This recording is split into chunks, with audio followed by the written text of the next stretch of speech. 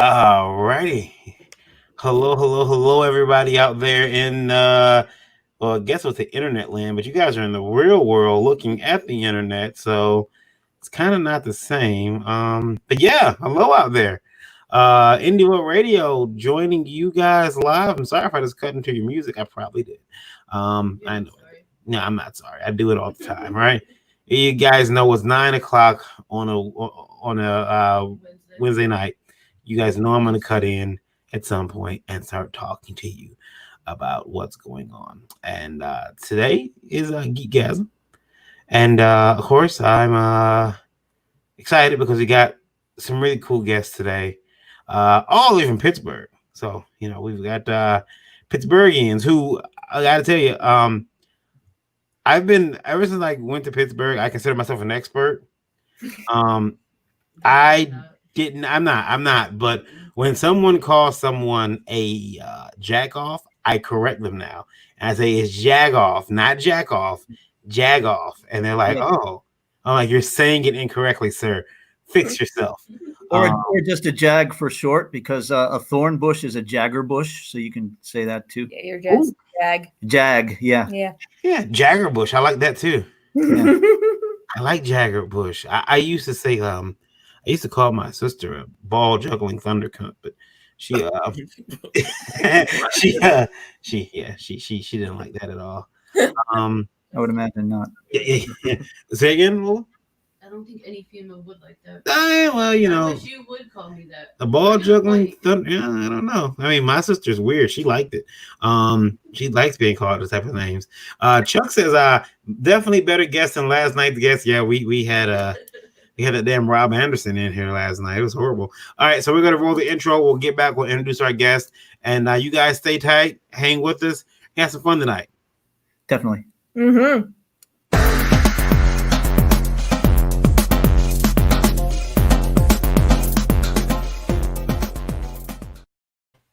All right, there we go. So yeah, hello everybody. I am Varian Grant. Hold on, I got a comment for you. Okay, you got a comment? Trico. Trico's coming. All right. If anyone's expert in jagging off, it's Varian. Yeah, that's sadly true, Trico. I'm was gonna do it today, but I couldn't find the time. That's how you know it's busy. Michael says, "What's up, GEEKGASM?" Hello, Michael. Odin is here. It is Michael Odin. Didn't see your two birds flying around. I'm just kidding. Is the joke about Sarah? Hey there, and LOL, the ball juggling thunder cunt. See, yeah. You are not calling me it. Yeah. You're gonna sleep outside. Yeah, well, I've slept worse places. So I'm Varian Grant, co-owner of Last Call Comics, founder of Indie Media LLC. Started making comics way back, way long time ago in 2008 when the world was sense. First book I ever did was a black and white interior action comedy called Psycho Sirens. I am a father, a husband, a geek, a publisher, an artist, an occasional actor, reluctant taxpayer, and more. And this is Indiewall. I am joined by Lola, host of GEEKGASM. The royalty. Indie Princess. Oh, the Indie Princess, that's right. No, turn your mic on because I can barely hear you.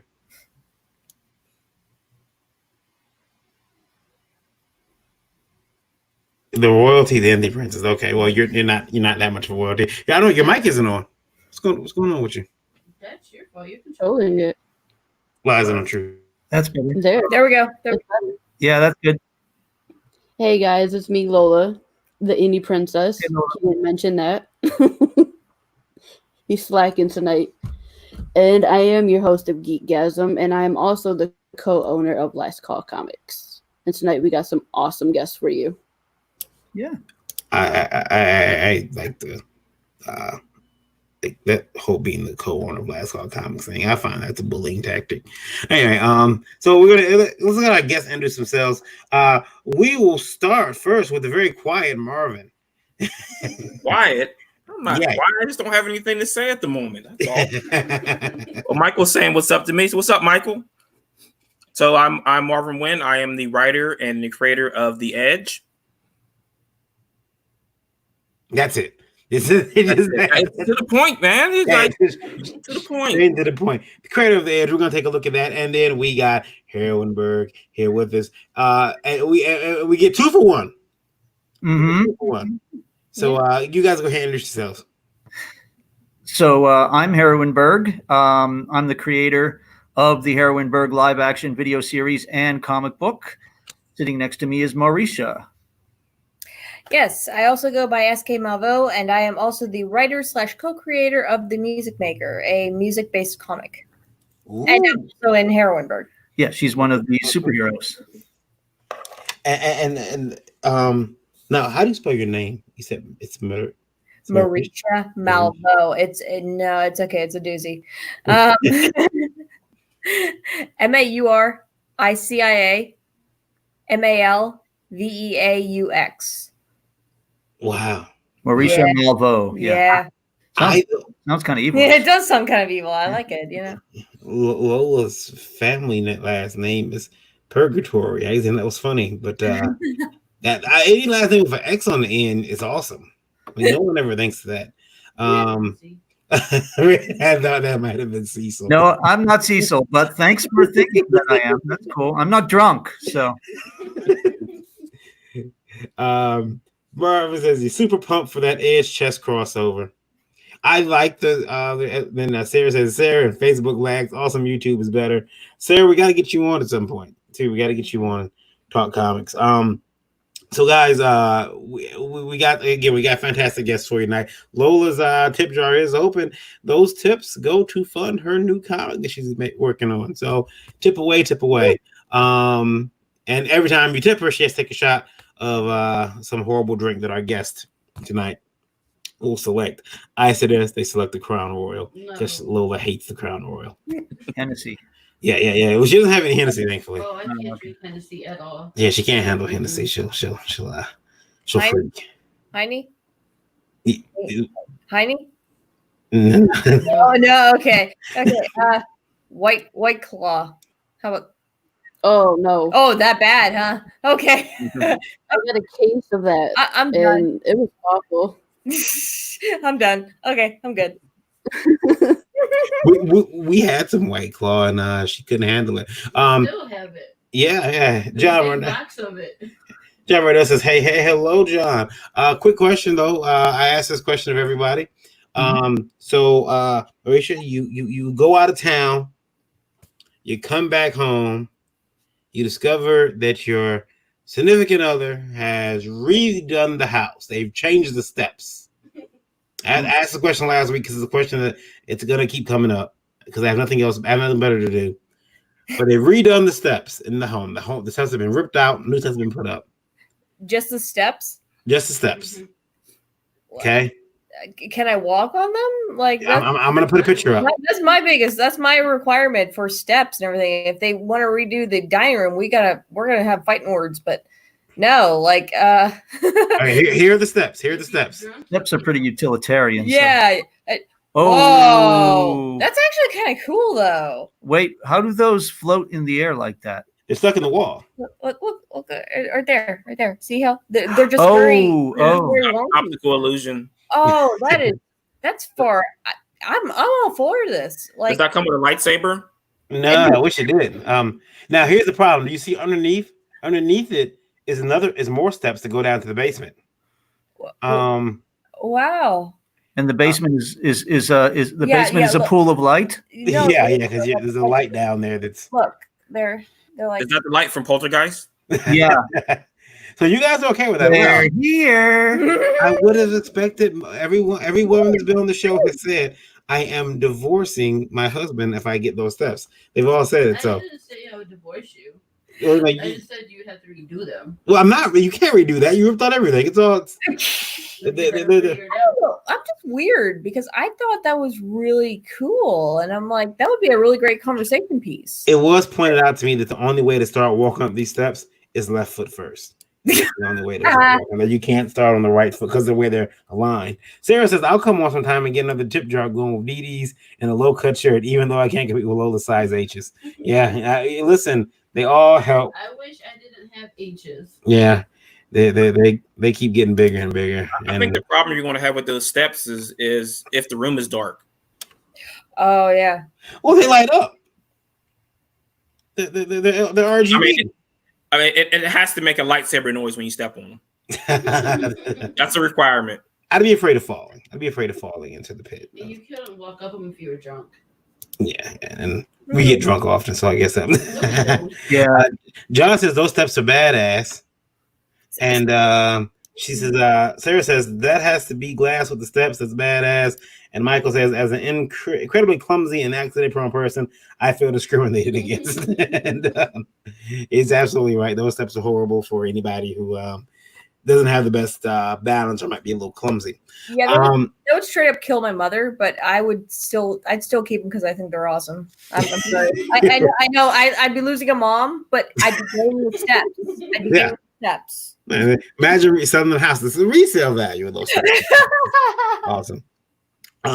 So we've got again, you guys are all have created comics, and we already got a question from Indievolt Radio asking about comic creation. And this question actually is about travel. How many people should you try to pack inside of a hotel room when traveling to cons? Now, I guess I'll weigh in on this first. Okay. I got an answer for that. I'll be honest with you. I have done it. Some of my closest friends and I have split a hotel room. Dreaded Dinosaur and I think Dreaded Dinosaur, I say I, meaning me and Lola, and Josh C. Lyman and Jared have all been in a room together. I think Levi was in a room with us once too. And that's been about like it. Like it's normally like me, Lola, and someone else, or me, Lola, and two other people. That's about it. 4 people tops. Other than that, I prefer to be with myself. I'm a little bougie that way. I get it. I like to take nice long hot showers.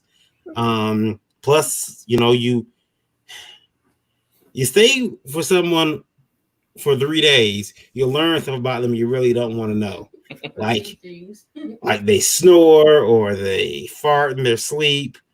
They destroy bathrooms, huh? Walk around in their underwear. Walk around in the drawers, just just all kind of weird stuff. So yeah, I would say no more than 4. I've seen companies stack up to 6, 7 people in a hotel room. Like small publishers take 7 of their talents, men and women, and push them in a hotel room together.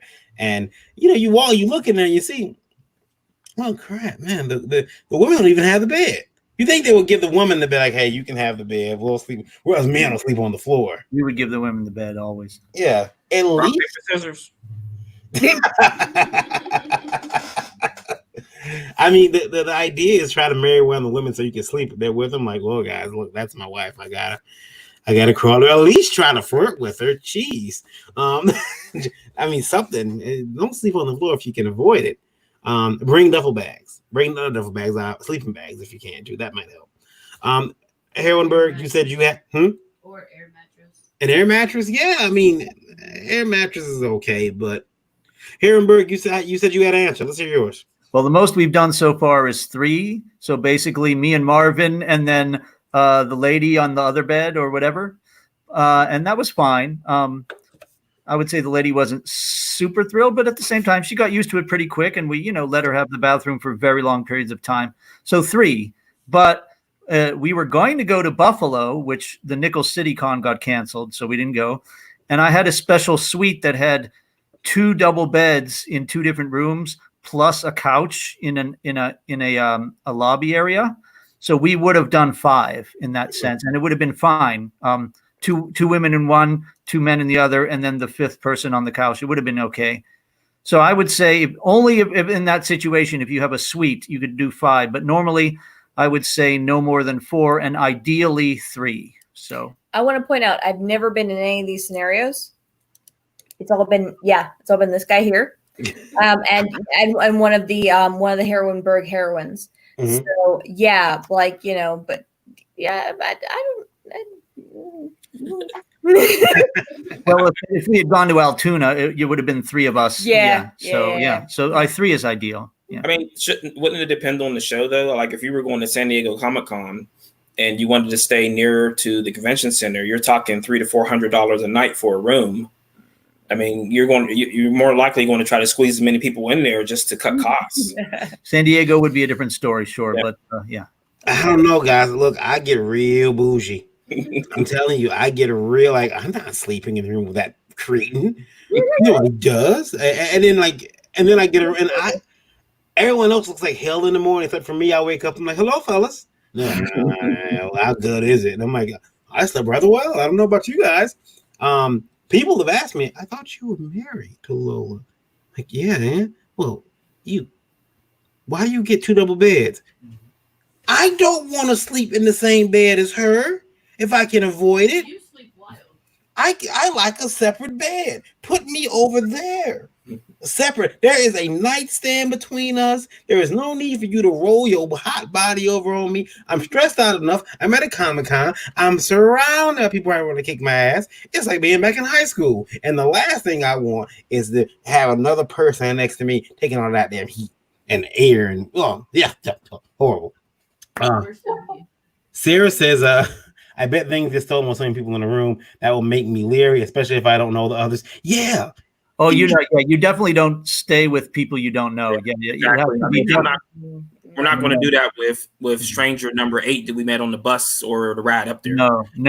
It's only our clique, only our small clique, and the creators and the actors or whoever. That would be it. I would never room with a stranger in a situation like that. No, never. But I've seen people post on Facebook saying that if anyone needs space, I have a room. So I mean, there's got to be some ground rules and some respect shown before you even walk into that room. I mean, if something comes up stolen, I'm coming looking for you because you took it. I don't care if you have it or not. You took it. It's like Airbnb. I don't get it. I don't get I get the appeal if you're traveling and everything, but I don't get, like, aside from money, I don't get the appeal of having other people come and stay at your place and everything, and then possibly losing your stuff. I don't. Well, ideally, it's like a second home or whatever. We were going to stay in an Airbnb in Connecticut, which also got canceled, and that would have been fine. I very much doubt it was the lady's first home. It was across the river from the casino where the con was supposed to take place. So we would have had to take an Uber back and forth, but it was super cheap and spacious, and a lot cheaper than staying in one of the casino hotels, which would have been like $400 or something. Mm-hmm. Yeah. I don't know if I like the idea of staying in Airbnb because I don't think I could do it. You what? I don't think I could do it. Don't think you can do it, huh? I don't know if I like the idea just because I'm afraid, like, I'm at someone else's house. I'm a klutz. And, 2, people have cameras set up. I don't see the camera. I think it's a teddy bear in the corner. It's actually filming me and recording me. I can't have that. I'm on Twitch. You're thinking like Silence of the Lambs type. Yeah, I wake up. They're standing over me, squirting lotion on me. I just can't deal with that type of stuff. So I'm not gonna. I just can't do Airbnb. Give me a hotel room where lotion in the basket. I mean, you probably would have that concern in any hotel room either, where someone could set up a camera and. Oddly, I feel like I'm a little bit safer in a hotel room if that happens. Like if someone does that in a hotel room, they said they've gone through great lengths to do it. Like they've taken the time to put this together in their home. They could have set up their webcam, and I can't do anything about it. It could be the CIA or the FBI that took the time to put all that together. You might be part of a sting. You don't even know it. Yeah, exactly. And speaking of the FBI and things and stuff, I'm gonna say, well, I can cuss on this show, but here's the problem. With my damn luck, I'll be in that Airbnb the day they do invade a raid on the house. We're here looking for the cocaine. What cocaine? You know what cocaine we're talking about? And I'm like, I'm just here on the Airbnb, and then I got bullets in my ass. I can't do that. I can't. No, I can't. Won't do it. Sorry, person writing in on Indieworld Radio, which right now, Indieworld Radio, 12,462 people listening right now. Awesome. Let's get into these books that we got. We got books here we got to talk about, and that's what we do here. That's what we do. We talk about comic books, and we're going to start with Hillenburg because Hillenburg has a bunch of different. Let me make that full screen. I looked at that cover and I got a little jealous. I looked at that cover. I thought that cover looked really nice, and I was like, "Hey, screw this guy, man. He's not coming out." Yeah, this cover's hot stuff. It was created by Jason Wright. He lives in Pittsburgh. He's been working for DC Comics for almost 20 years, and he's mainly a colorist for them. But you know, cool on artwork like this. He is currently on Metal Men right now, coloring that. And I don't know if you know about the very popular Nightwing number 70 that recently came out. He colored the cover for that. And previous to those things, he did a couple of years of Green Lantern Rebirth. So yeah, he's very experienced and works with us. He did the cover. Not only that, he did all these stickers, character stickers, which we also put on T-shirts as well. So Jason's done a lot of cool stuff. And then we have two other artists working on our book as well. Marcel Walker did the back. He is a local comic book artist. He runs a comic book museum called the Toons. And yeah, that's actually his girlfriend there. We asked him to draw his girlfriend because we figured he'd do a good job. And she's one of our superheroes. Yeah, she did. She's one of our superheroes in the comic. And then the inside is done by Benjamin Zeus Barnett, all 20 pages of it. 3 artists on our book. Yeah, Hillenburg Comics #1. Marisha, you want to tell them about your stuff? Yeah. I'll wait for it until I get the go ahead. Go ahead. You're ready. Yeah. I'm ready. All right, cool. So, I'm also a part of, Hillenburg, and I am Vendetta, the Italian spirit of vengeance. Right. Turn your head a little bit. We can see Vendetta. No, right. Oh, wait. Yeah. There we go. That's Vendetta right there in the red. That's me. That's her character. Yeah. But in addition to that, I also write a comic book called, let me see if it's gonna show the glare. Okay, that's good. It's good. Called The Music Maker. It's got 2 issues out, and we are featuring the incredible artwork of Andres Quesada. But also what's kind of interesting about the comic itself is that we have QR codes within the story that you can scan with your phone and listen to actual sounds that are happening in a comic called Music Maker. So you can hear the music and you can hear the sound. And then I mean, I'm gonna toot my own horn here, but I think that the storyline is actually pretty solid and pretty good and everything. And as you can see, the artwork is by Andres Quesada, both the cover and the interior artwork. And it's really beautifully done. Yeah. Now, did you make your own music for it? In some cases we do, but in some cases it's just me going up to some artist that I think is really fantastic and going, hey, you want to be in a comic? It's like that and everything. And then 95% of the time it's been they've been like, okay, well, this sounds like a really cool concept. We'd like to be a part of it. And then in some cases where I've actually known the musical artists, they've actually written pieces specifically for the comic itself. So yeah, bespoke tracks, as it were. Yeah. Speaking of people who are pretty cool at Comic-Con, I'm joining one right now. Apparently he's working out. He's showing out. He's showing out on us. There he is. The underground indie devil. Yeah. With a fetish agenda. And he's working out. Are you on the treadmill, sir? Well, sort of. I'm like on a hamster wheel. It looks funny. It actually looks like a human hamster wheel. Let's see if I can put the camera here. Nah. What the hell's the damn flip on this one? Here, I'll just turn the phone around. Fuck it. See, it's like a hamster wheel. There's no power. You do it all yourself. I'm being so energy efficient right now. It's ridiculous. So I just summoned the devil, Marion. Yeah, I just thought, I said, well, let's check in with Rob and see what Rob is doing, because I thought that it would be interesting to have we got Pittsburgh in the house, and I figured it'd be cool to have New York in the house. But you're at the gym. I couldn't hear you. What'd you say? Oh, here you go. Your hair, what's going on with it? It's called sweat. This is what happens when your hair is growing out and you hit the suck phase and you're sweaty. It gets goofy. Welcome to Florida's humidity. Yeah, it's got like this wave going on. It's like my Superman wave, but I'm so super, it's going all over the place. It looks like a damn toupee. That's what it looks like. Does. It does. And then I got your husband calling me, you know, a lesbian or Captain Marvel. I'm not going to mention the other thing. It's hurtful. It's hurtful, Aaron. Yeah, well, Luckily, I don't have feelings. Hey, you're almost rocking a full-on Karen. I can't help you. I just thought I'd check in to see how you were doing. I'm all right. I'll check back in with you when I'm at home. Okay.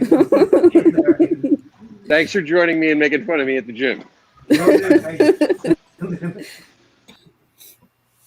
Marvin. Yeah.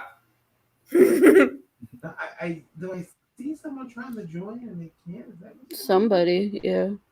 Yeah, their devices aren't connected. Mm-hmm. I don't know. I'm connected. Oh well. What happened?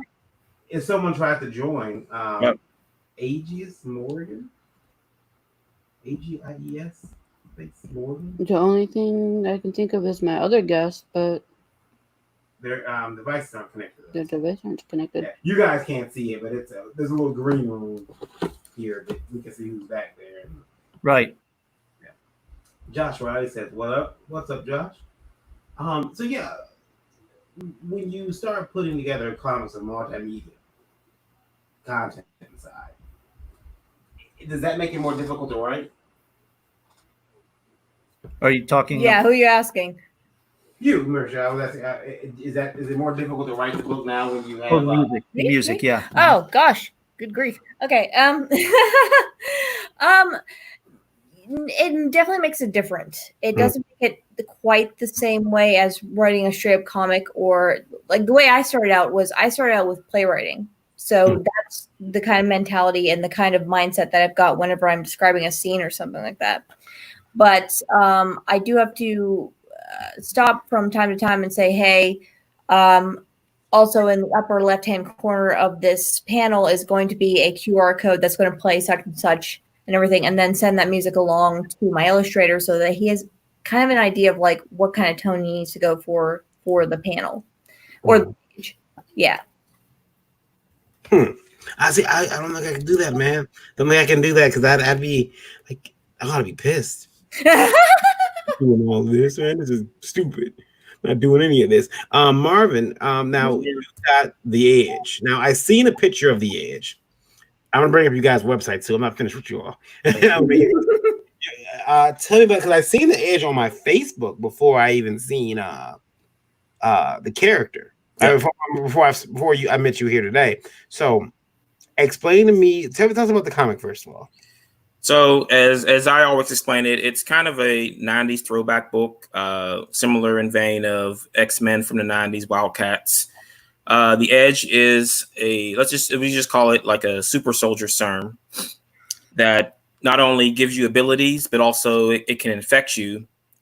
The more you use the powers, the more the infection spreads. And that's when it either takes over completely or kills you.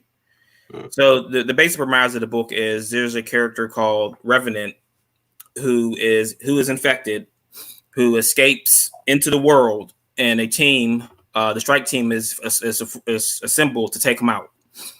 So they spend the first arc of the book trying to get at him, trying to stop him. I mean, everything doesn't go like they wanted to do because these people have zero control over their abilities. So there could be in a battle, their powers don't work. Their powers don't do what they want them to do. And as you move forward in the book, it's all about escalation. You go from one extreme to the next, and it just never stops. So what we're doing, and what Michael alluded to earlier, we're starting up a few crossovers later with Chess, with Hillenburg, a bunch of other indie creators. It's going to be to a point where things are coming, and it's going to take more than 5 or 6 people to stop it. Okay, I like the character design. He definitely, like you said, the 90s look. I'm a big fan of that. I'm a sucker for chrome covered comics. I've discovered that. I don't care if the book is like shit on ice. If the cover is chrome, like give it to me. I've bought so many chrome covers, and I keep going back. Like going to Second and Charles and like going through the 90s books and oh look, this one has a glued on hologram card. I gotta have it. And I don't care if I can have the book already, but this is in better condition than mine. And was it that Bloodshot #1 had that chromium cover? Yeah, I got a Bloodshot. I got a Bloodshot. I got a bunch of. Remember when Clive Barker was doing books for a second? Yes. Hyperkind. Mm-hmm. And every time I see that book, even though I own like 4 copies of it, I pick it up again because it's never more than a book or two.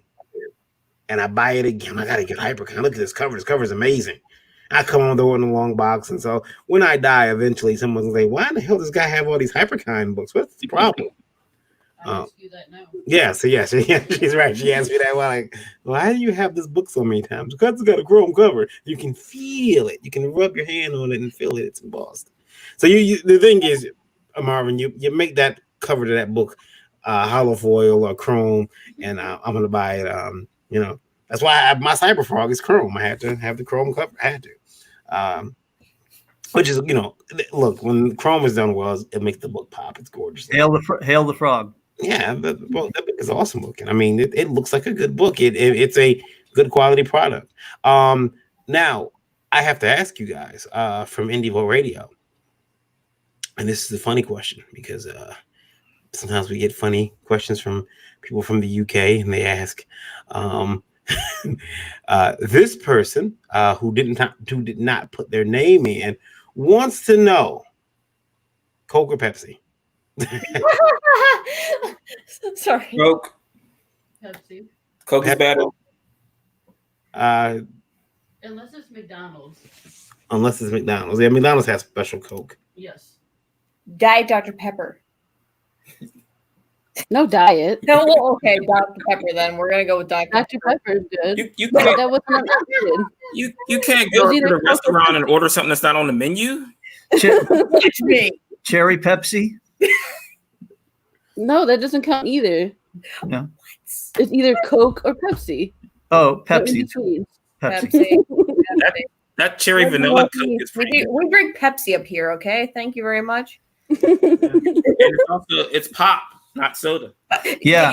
Yeah. We call it pop. We call it pop. Yeah, it's pop. I do agree that I do like cherry vanilla and vanilla Pepsi and vanilla Coke is delicious. Josh says Coke. And then he also says, I'm going to start chroming my books now. Yeah, Josh, just start chroming them and I'll buy them all. I'm an idiot. I'll buy them all. Well, I'm going to just do the chroming in my apartment. So I have to get a machine for that. Yeah. What do I get? What do I get? I'm going to case it in antimantium instead. How about that? Okay. Yeah. Well, I'm there for it.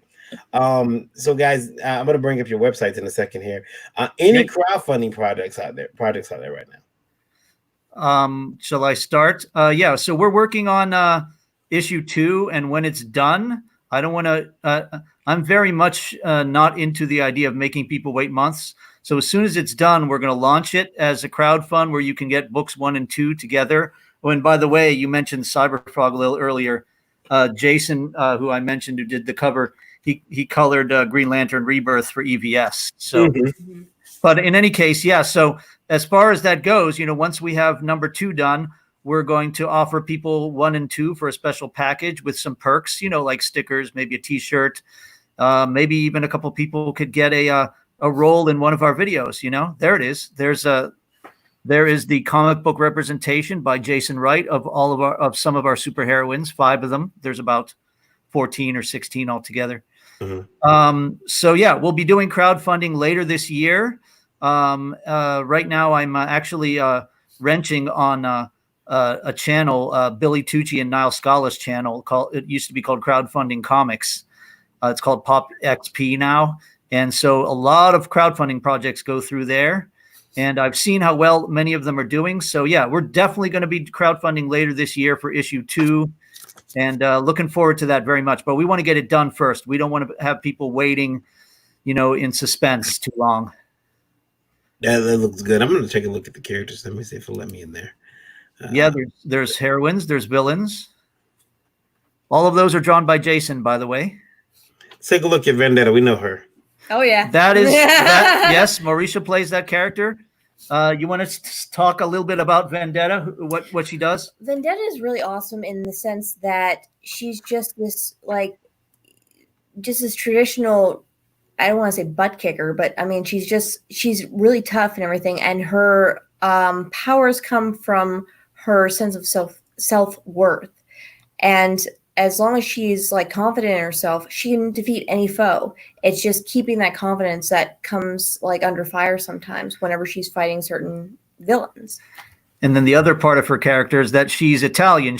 Every one of these characters is derived from a different neighborhood in Pittsburgh, a different ethnicity, a different job, and some from various music subcultures.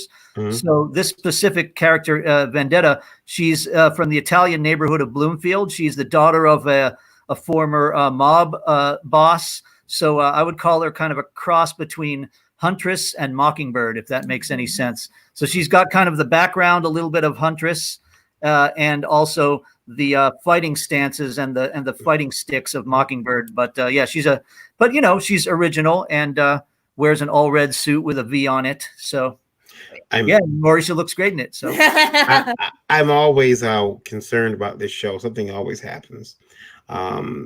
Co-host Stephanie is Italian. Lola is Italian. Yeah. And now, we now know Mauricia is Italian. It's concerning because I know now that there's very little I can get away with saying. So because I know how it gets. I get yelled at quite a bit here. So yeah, I want to keep my mouth shut. The comic looks good. The character designs look good, and people can go to the site here, and they can look up information about the characters. Here you got a nice amount of information. You got the villain set up. You got an area for fan art. Oh yeah, there's the villains. Okay. Oh yeah. Yeah. Now, Regina, I seen a clip from your YouTube with her. Oh yeah, Regina is kind of like our version of She-Hulk. Mm-hmm. She's powered by anger, and she kind of sometimes can't control herself. And she's kind of an anti-heroine. She wants to be good, but she kind of gets out of control sometimes. Does a little killing here and there, a little crushing. But so she is. We put her under villains because she has kind of a nebulous morality. So she would be more of an anti-heroine. Most of the other people who are under villains are just straight up evil in some way or another. Either they're banding together to fight the heroes, the heroines, or they're selfish and doing their own damage through thievery and chaos. There's some new ones coming up. Serpenta is on the right. She was in episode 9 and she's returning for season 2. Peccadilla is Scintilla's sidekick. So she's kind of like Robin to her Batman or Catgirl to her Catwoman. And that new one on the left, Panthera, she will debut in episode 18.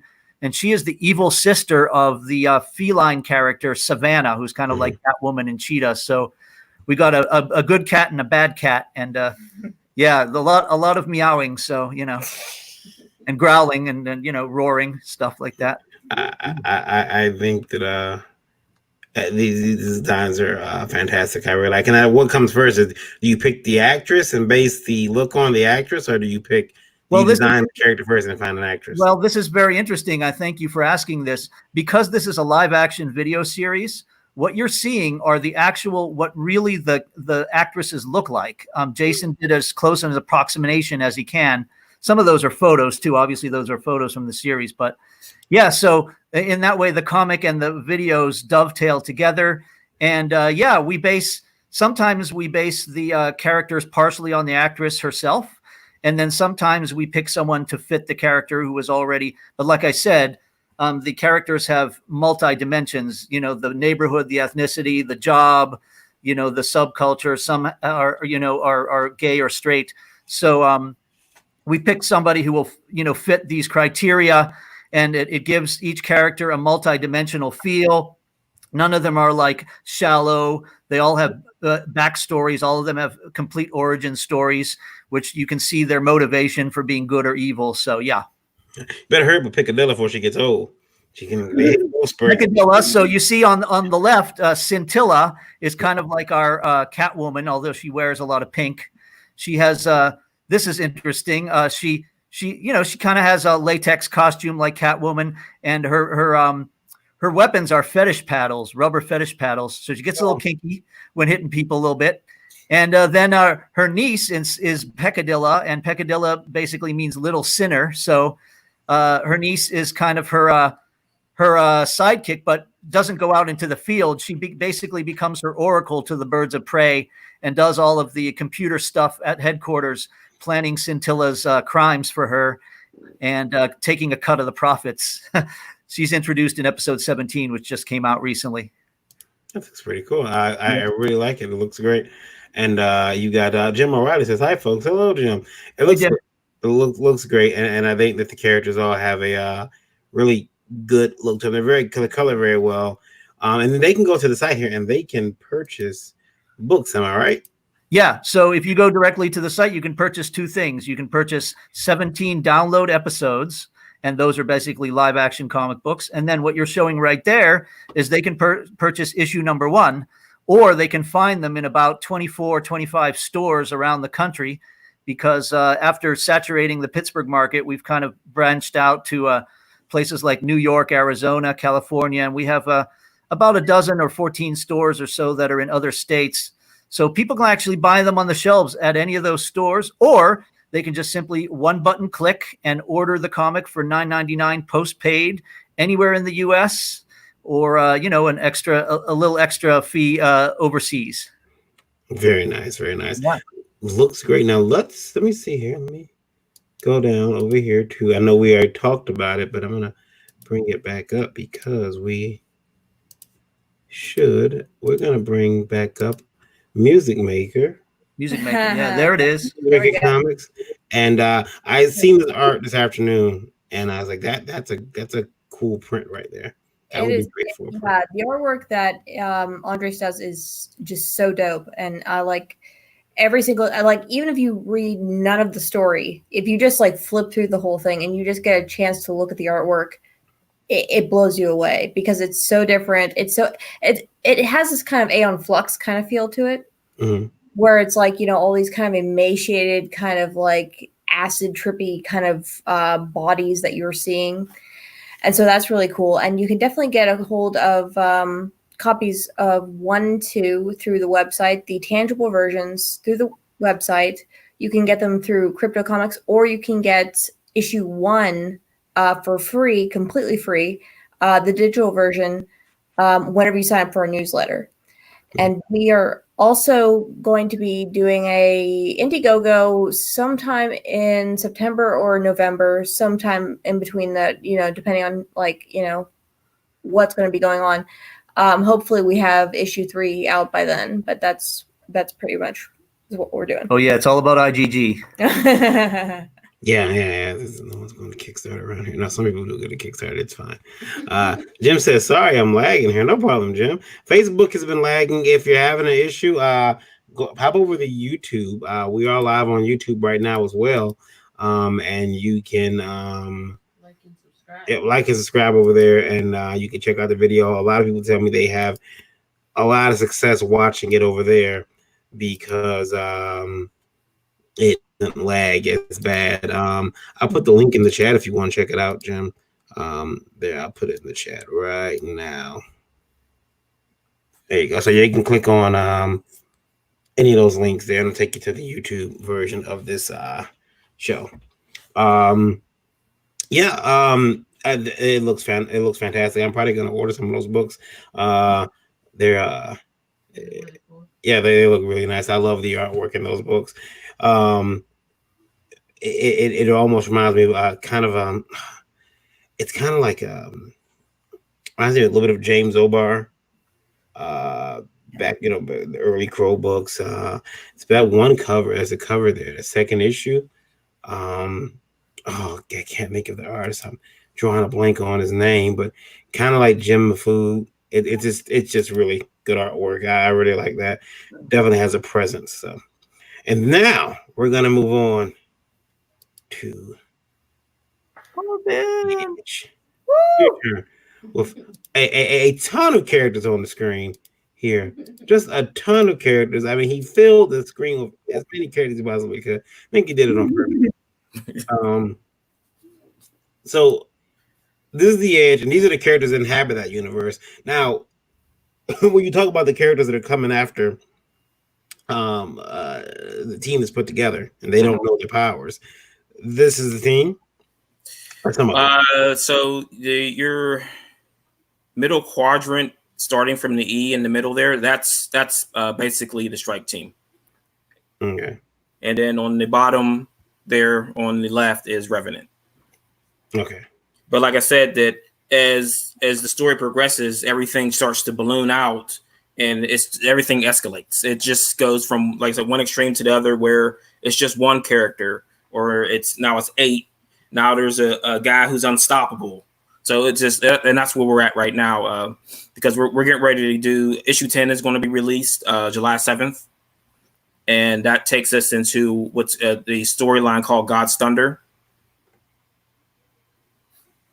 That looks pretty good. I like the artwork. I do like the fact that all the characters, you see the characters are all kind of looking a particular way, right and left, and from the screenshot. So it kind of you wonder what they're looking at off screen. I believe personally they're looking at the characters from Hillenburg, which I can't. Oh, see. They made his screen fall behind him. That's all right. It's okay. Yeah. It was Vendetta with her mental power. She's hiding psychic powers, telekinetic abilities. But I do like the weights, and with all these characters meeting up at some point, you stack the deck. It's not very fair. You stack the deck. You got too many characters. You can only use 4 of them, Marvin. You can only use 4 characters in the crossover.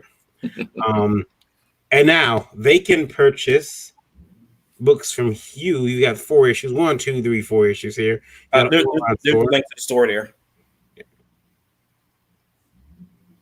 And you got the digital versions they can buy, and you got printed issues they can buy. Mm-hmm. So there's and thank you for doing something that I do personally, which is I make sure that my digital issues are cheaper than my printed issues. I don't understand the people who try to get the same amount for them sometimes. I mean, I do understand in certain aspects why you would do that, but then there are times where I'm like, why? Like Marvel and DC, like what? Why am I spending sometimes even more? Because my comic store will give me a discount on the book. They won't. I see issue number 5 is out of stock, Marvin. It is. Get it together. What's going on? Stock's coming in. All right. The art looks really good. Yeah, I like the art from this too. You guys are really killing in art. And then action figures. The Edge Mystic mini statue. That's cool. $10. I've seen them. They're great. Yeah, people need to get over there and pick these up. This is some nice stuff.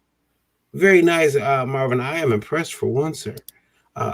Very nice stuff. And the books, I mean, we've got some fantastic artists tonight who put together really good books. I see you're holding up something there. Hillenburg. What is that? Ah, yes. Yeah. Oh, Well, the banner came down. So. yeah, banner came down. He's like, you're gonna see my book. You guys all put together really good books. Alyn Sankar said, yo, hello, sir. You can hold this up, I guess. You guys put together really good books. Now, walk me through the series, Hillenburg. How does that the YouTube series? Or is it a YouTube series or is it? It is not on YouTube. There are downloads, but our YouTube channel contains tons of clips, outtakes, character intros, and such. And I'm just holding up a photo of about 13 of the superheroines who were in episode 13 when we had kind of a Civil War episode. Mm-hmm. You can see what a lot of them look like right there, stuff like that. Yeah. What was the rest of the question? Well, because now IndieVault, besides being a website and a radio station, we have a TV network as well. It's called IndieVault TV, the streaming service. And we it's just independently made content. We got a couple new things coming to it very soon, working on some exclusive documentaries and more. But yes. What I found when creating a series, trying to get actors together, is the most daunting thing. And you, sir, Oh my God, you are correct. have a series. Present company accepted. You have a series full of what I hate to say. I know this is gonna sound really horrible to say this. You have, and I say this. I say this in the spirit I of know what you're going to say. complimentary. I know what you're going to say. I know what you're gonna say. You have a series full of attractive women who have I knew you were going to say that. Yes. who have lives, who have dates, Present company included. right. So it's hard to get because I can barely get my booth girls together. So when you Yes, guys, and these aren't booth girls. Like when they come, that's what I emphasize to people at Comic-Cons is they're the actual actors. So seeing Regina or Vendetta in their costume by our booth is equivalent to meeting Chris Evans in his Captain America costume, but in a smaller way, obviously smaller scale. Yeah, no, there's a ton of people in this cast. I mean, we must have had over 80 people in the series so far. So yeah, there's a lot of cats to be herded and juggling to be done for sure. do you feed them? Like, is that how you get them to say? Yeah. Oh yeah. No, it makes us starve. No, everybody. Yeah, no. Everyone on set gets at least some pizza and drinks, but sometimes, usually, we'll bring in prepackaged salads and food and all that. I mean, in late June, we're about to have a 6-hour shoot that's in a nightclub using 3 different areas in a nightclub. So yeah, they're going to get lunches and dinners. Yeah, of course, the whole 9. Yeah. See, I have ladies to starve. I have to feed my cast, and sometimes they still don't want to come. So I was thinking about like poisoning them the next time. Like, okay, it's amazing to me that you're actually getting them to show up. You might get one good scene out of that poisoning, but then after that, it's nothing. Yeah. It is pretty cool though to be able to get that. And I've become friends through Indiewall TV. I've become friends with a lot of directors who've taught me some stuff that even I didn't know about directing. I used to do commercials when I was a kid. I was in a couple different commercials. Say Yes to Michigan, Meyer Toy City commercial, a couple of different ones. But I got kind of bit by the directing bug. I wanted to get behind the camera, and Oh yeah, we do that. Yeah, I was like, oh, I'm gonna direct some stuff, and oh my goodness, it is very tough to get actors and actresses to show up. And again, this is gonna sound horrible, but I found out the cuter the actress, the worse problems you're gonna have with her. She is not gonna show up on time if she shows up at all. What are you trying to say here? I mean, some of them are really good. I remember I had We do a lot of drama queens. Well, Maurice is not only a whiz in front of the camera as Vendetta, but she often runs, when she's not acting, she often runs second camera for us because we always do 2 camera shoots. So give me 5 on that there. Yeah. Boom. Do they have Mauricia there though? Do you think that helps keep the other girls in check? Sometimes, like, she can kind of like. I don't know. Yeah, sure. Maybe a little bit. We try to keep everybody well behaved, and I think a lot of these people are enthusiastic and charismatic about being with our production. We select our cast from, I would say, different artistic scenes in the city. We started out kind of tapping the music scene, so a lot of the original people. For example, Regina was in a band. The girl playing Dysphoria was in a band. So they had kind of charismatic being on stage. They were used to being over the top and dramatic. Then we picked people from the amateur theater scene, from improv comedy. So they have a sense of humor. We have one of our actresses. This one is she's a belly dancer as well as a storyteller. And the girl playing Scintilla is a go-go dancer and burlesquer. She's professional. And then we have tons of dudes, who play the villain roles or the thugs, the henchmen, the boyfriend. So yeah, there's a lot to juggle there. And yeah, I just try to pick people who are enthusiastic and fun, and realize we're just all doing it for fun and for a big, gigantically glorified hobby, and just for a lark. It's not, I mean, sure, if Netflix comes calling and gives me $10 million, sure, I'll share it with everybody. But if not, we'll just keep doing this forever for bupkis and just to have fun, basically. And It's all about the funds. Yes, it's about the funds. Fun's number one. Yeah. Right. And it looks really good. And I know that I've had people on IndieWall TV who, the actors sent in and the directors sent in their scripts and their content, and we put it up and we passed. I know last month we passed 4,000 installs for the month, which was cool. Because it's global, which is like a radio station. It's global. Installs are those streams, or are those people who install your app, or they've installed the Indiewall TV app, on their Roku. Oh, I see. Okay. They installed the app. Right now, I think like we put everything. We put a lot of stuff on the YouTube that's on our YouTube station. We have some content that's not on our YouTube station. We have a couple movies from different directors. Becoming the Reaper from Jeff Squirt and then Vera June Entertainment. There's so much other stuff. Pop of Zero. There's just so much content on there, and we're adding more all the time. And what I find is that people they tend to consume this content. I notice it's done late at night.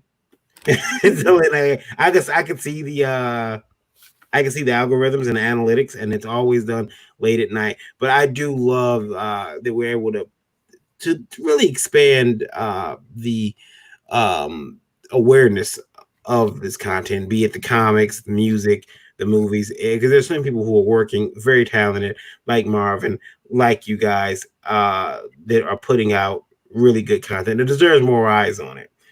Sure, like I bet I'm Red Gina, for example. She's good to watch late at night there.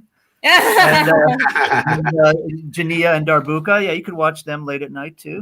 I do have a bit of a crush on Red Gina. She's my type. So yeah, have good taste. She is a fierce raging warrior, kind of a tall, powerful, tattooed goth chick, I guess. See, I'm short, but that's fine. She might throat lift you a couple times. That's fine. A little rough stuff never hurt anybody. Yeah, no, a little rough stuff. Man. It's cool. She can play the mean officer. I'll play I'll play the felon that just won't listen.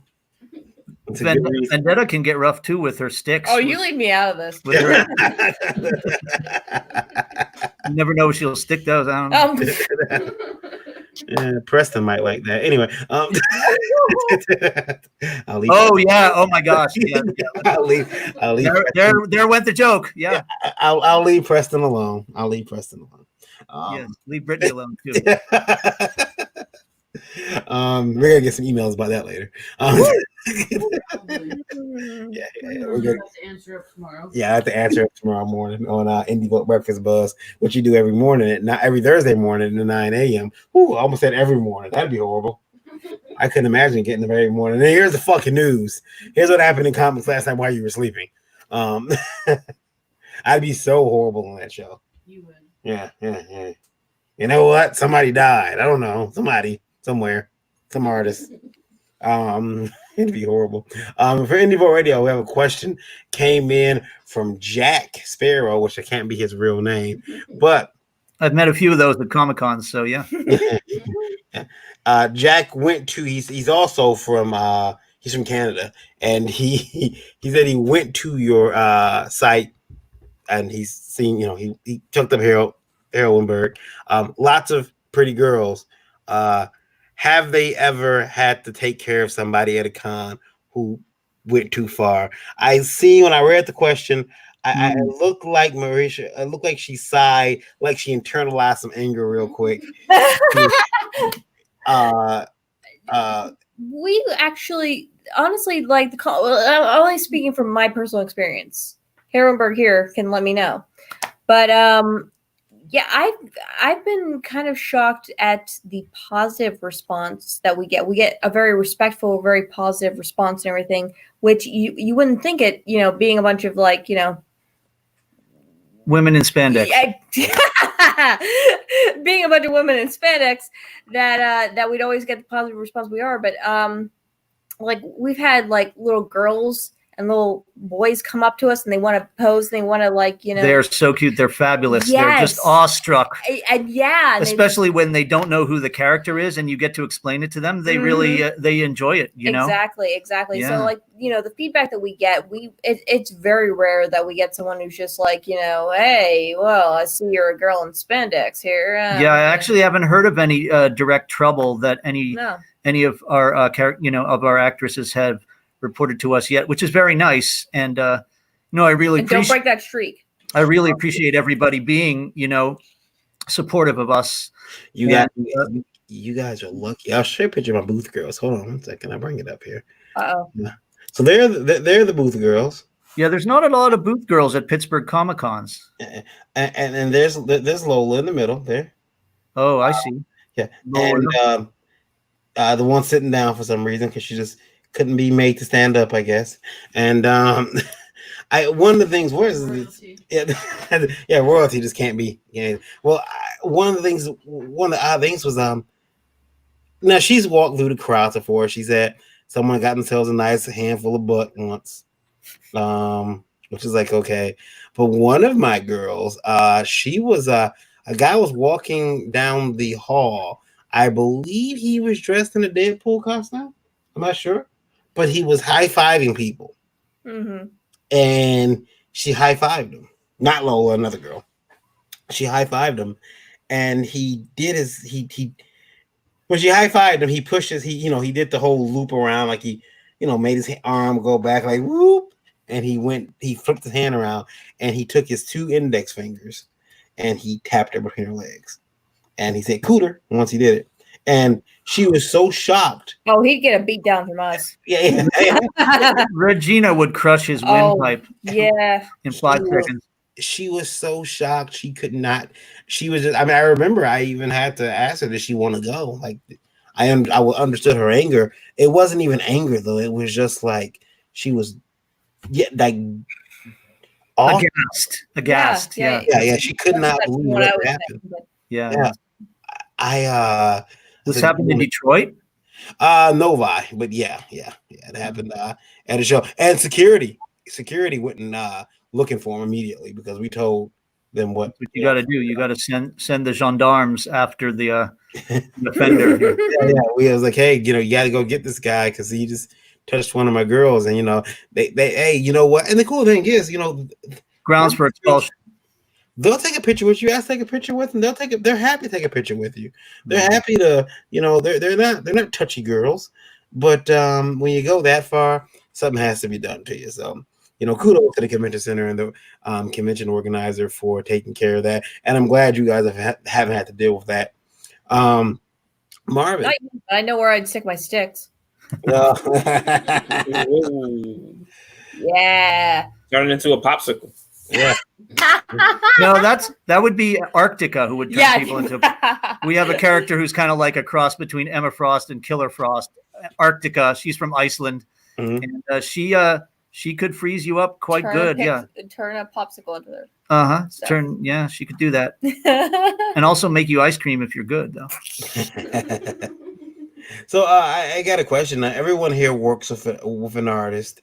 And you have is it from Indievolt Radio wants to know when and they didn't put their name or their location, but they want to know when you're working with, how do you approach your artist when they're not doing what they're supposed to be doing? They're missing deadlines. Maybe they just can't understand the page. Is it how do you approach your artist about that? As an artist myself, I'd say very nicely, please. We're very emotional and sensitive. Ask him if everything's okay. That's how you start the conversation. Marvin, you want to start in on that, or you? Marvin didn't talk about his artist, Mark V. Yeah. So the funny thing is that I've never had that problem with Mark. because it seems like we're always on the same wavelength, and I really don't have to give him much of a description of a page. I just like give him the briefest description and he blows it up. So, I mean, there are times where he'll make a change to even something that I said, well, let's do it this way. He says, well, this works better. And I trust his judgment. So I'm not going to ever question anything he does. Artists in the past, I mean, I've gone back and forth with a few and had to stop relationship with a few because they weren't getting it. But with Mark, I like whatever he says is the way it goes. He's the art director. He does what he wants. And that's good that you have that type of respect for the artist and they have that respect for you. You guys got that shorthand. That's good. But there are times where you don't have that. Right. Well, like I said, it's happened before, and I had to end working with artists because of their inability to match what I was trying to do, or their idea was really it wasn't working for what, like either the emotion or if I'm trying to get something that flows and it wasn't flowing right. Mm-hmm. So, like I said, but with Mark, he gets it. So, I mean, I don't have to ever question anything he does. See, I would get rid of my artist so quick. I'm an artist myself, but you're bullshitting me. You gotta go. You're fired. Yeah. No, you wouldn't. That kind of stuff you're going to find out right away, though. Like if you get past 7 pages and you can't figure out if this person is the right person, then you're actually hurting yourself because you're figuring that I got 7 pages with this guy. He's up to page 20. The book is almost done, and it's not what I want. Now I'm stuck, and we have to start all over again. Right. Yes. Will has joined us. Hello. Have you come back? I'm back. How was your work? It was exhilarating. You gelled your hair. Yeah, your hair's all different now. Yeah, I got home. Like you can't go to the gym and put gel in your hair because it's just going to get in your eyes if you're going to do cardio. So you're setting yourself up for god awful failure. So you just have to look stupid on the elliptical or whatever you're on. Oh, Varian's gonna make fun of your hair now too. You know that, right? Yeah. I'm sure he's Mr. Jokes, Mr. Ha Ha Funny. He's wearing the top knot today. I can't. I made fun of that already. So how do you guys, Hillenburg, how do you handle when an artist just isn't doing what they're supposed to be doing? Oh, fair enough. So yeah, actually, we work with a multiple artists. In fact, we just brought on a new one to do some of our comic strip because we had a comic strip in a newspaper for a while, and we graduated him to do part of issue 2. His name is Wayne Brown. He has just finished doing the 6th issue of a really good comic called Like Father, Like Daughter by Kat Kalamia. Mm-hmm. And so, yeah, he's on board as well. So, yeah, now I've got at least 4 people doing substantial amounts of work. It's a lot to juggle. Jason is very reliable. Pretty much all of them are. But, you know, if it's not something that you want, you tell them right away. You be tactful, but communicate quickly, usually by Facebook message, because that gets a faster response than email. Mm-hmm. And, you know, you're able to attach things back and forth. Like, for example, here's a good example. My interior artist, Ben, he's working on issue number 2, and he keeps drawing. He's, you know, occasionally he will draw a figure for the character Savannah, where you only see her hair and no part of her face because you see her from enough behind that you don't see her face. And I was like, well, we have to turn her just enough, you know, to make sure that we see part of her eyes and mouth because she's talking, right? And if you don't see any part of her face when she's talking to somebody, it just looks weird. So, you know, we went back and forth a couple times and made the adjustments, and there it was.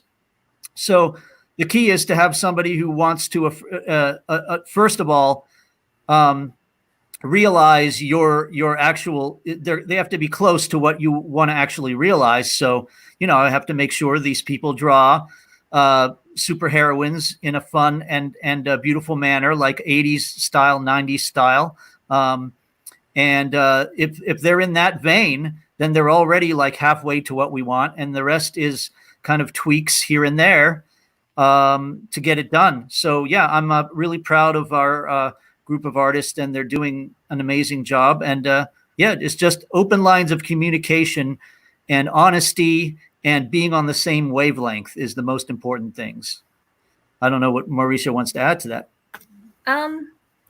Well, I mean, as far as like working with my artists and everything, one of the biggest selling points of my comic has been the artwork. But I was very specific about what I wanted whenever I was looking for a specific artist.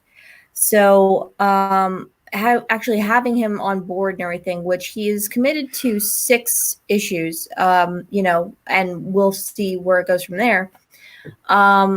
Having him be on board and knowing like what his capabilities are and knowing what he does and just giving him 1 or 2 cues. And then, you know, it's almost like letters to Santa. You know, you don't know what you're going to get on Christmas morning. You know, you're going to get something good. You just don't know what it is exactly. Mm-hmm. So in that regard, I've been very lucky to have found the artists that I have found.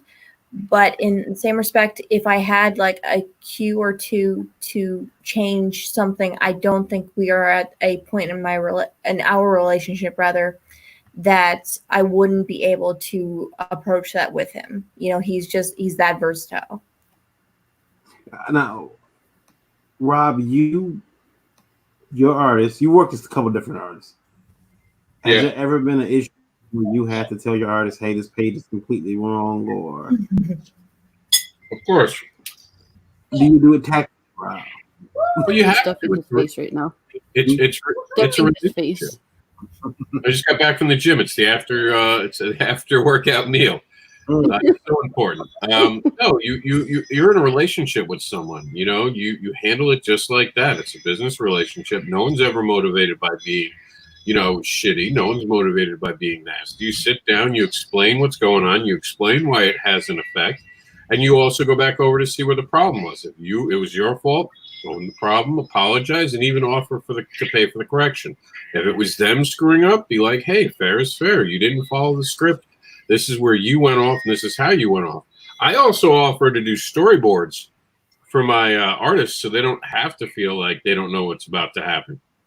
I'll do a storyboard, and I have no quorums. I will make someone go back 5 times to the same page until they get it right. And I've done it, and I don't care. If it's not my fault, they're going to get it right. Mm-hmm. And usually you do that around the 1st, 2nd, or 3rd page. When there's a problem, they never make that mistake again. They start showing you pencils. They start getting ahead of it. Because realistically, you should be showing the writer pencils because you might not know why he had something. And as an artist, you might think it's cool, forgetting that 6 pages from now there's something. And that's writers are very good at keeping that consistent thought in their mind and realizing how it's supposed to go. While an artist sometimes gets very stuck on a particular moment, they don't understand why that doesn't work until it's explained. That's the writer's job, to explain why it matters. And if you can't explain that, you don't understand your own story. Always see pencils. Always, yeah, definitely. And I've storyboarded. I just storyboarded the cover for issue 2, for example. So I do a little bit of that as well. But yeah, you got to see pencils. You can't just wait until everything's colored and mapped out. You got to see the thing in the item in progress, you know, so you can tweak it. See, when I'm drawing my comic, I don't have a script.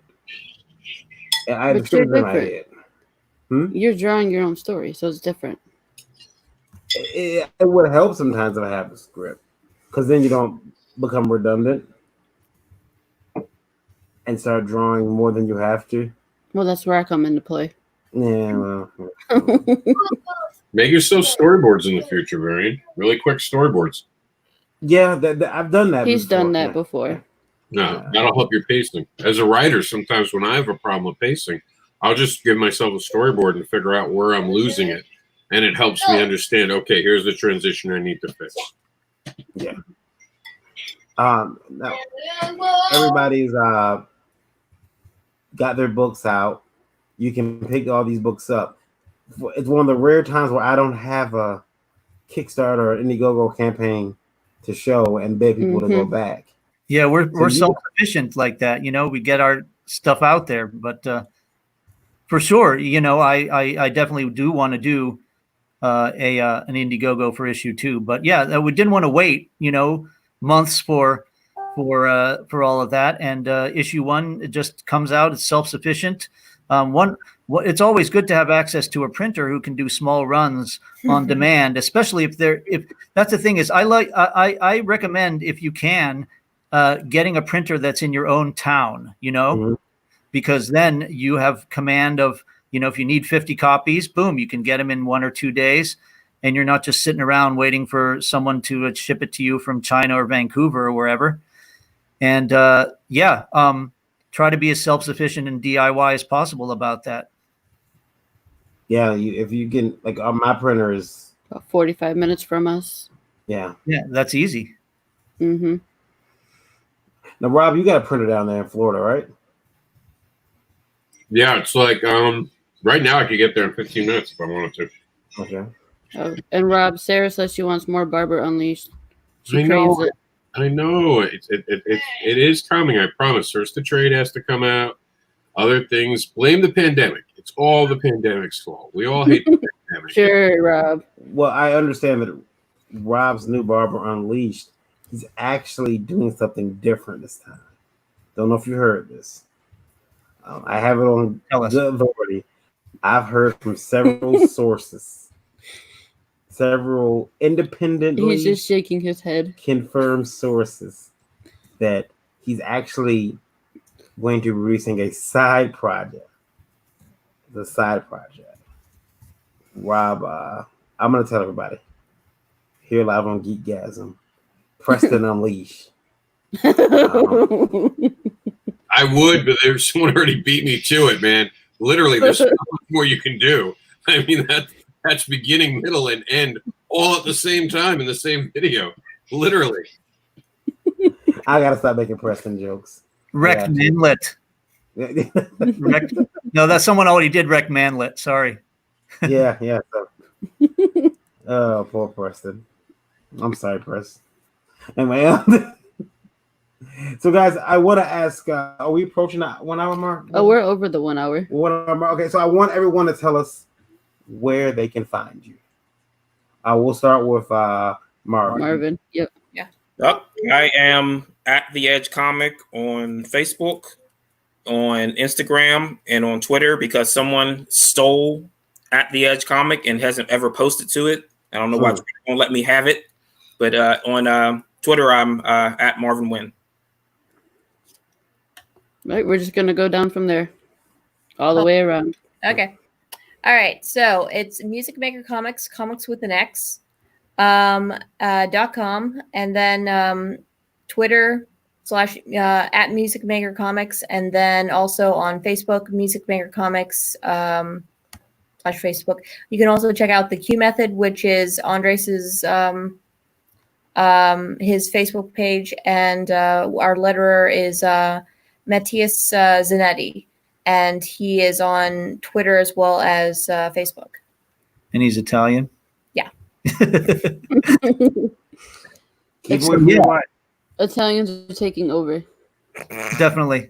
So, I like a lot of Italian artists, actually. So at Heroinberg, so first of all, our website where you can order the comic and download the videos directly is heroinberg.com. Easy to find. It's HEROINEBURGH. That's female superhero plus Pittsburgh. The other socials we have are Facebook, Heroinberg, Twitter, Heroinberg, YouTube channel, Heroinberg, and our DeviantArt, Heroinberg. Very cool. Hey, Mr. Rob, where can we find you? Of course, I own the internet, but if you're looking for things, just Indie Devil, that's MrAnderson.com. If you're looking to keep up with indie creations, go to the amazing comic book advocates.com, and you're going to see amazing content, including shows from Indie Vault. Your turn. Right. And then it's my turn. It is your turn. Oh, yeah. Oh, no, it's going to be forever now. Last Call Comics. KYD_V on Twitter. And, of course, Indie Vault. That's INDIEVOLT. Just look that up. You'll find that on the social media. You'll find indievault.com. I'm everywhere. Everywhere you want to be like Find it Mastercard. on Roku. Yeah, download the app on Roku. If you have Android phone, go to Google Play, download Indievolt Radio. If you have an Apple phone, you're going to want to use Streamer and then type in Indievolt Radio and it'll bring it to the app. You can also use Alexa. And I have to whisper because she's always listening. And it'll play Indievolt Radio for you if you ask her. You might have to download the skill, but it's free. So we're everywhere. Everywhere. We're taking over. Everywhere. Sounds good. We're trying to, anyways. Take over. Taking over comes with responsibility. We just have to follow Rob's rules because he owns the internet. That's true. Or on the internet. Very simple rules. Very simple rules. No trouble. And of course, guys, you can find me on GEEKGASM every Wednesday night at 9 p.m. and also on Facebook at the Indie Princess. Very good, very good. So that's been it for us tonight, folks. Thank you for watching GEEKGASM. I'll see everybody tomorrow very early in the morning, 9 a.m. Wow. He might not wake up tomorrow. I'm gonna wake He's falling asleep right now. Yeah, it's crazy. I'm gonna have to start doing some type of drug or something. No. No. We found something. And on that note, thanks guys for joining us for GEEKGASM, and we hope you guys have a good night. Good night. See you next time. All right, thank you. Good night. Thanks. Bye-bye.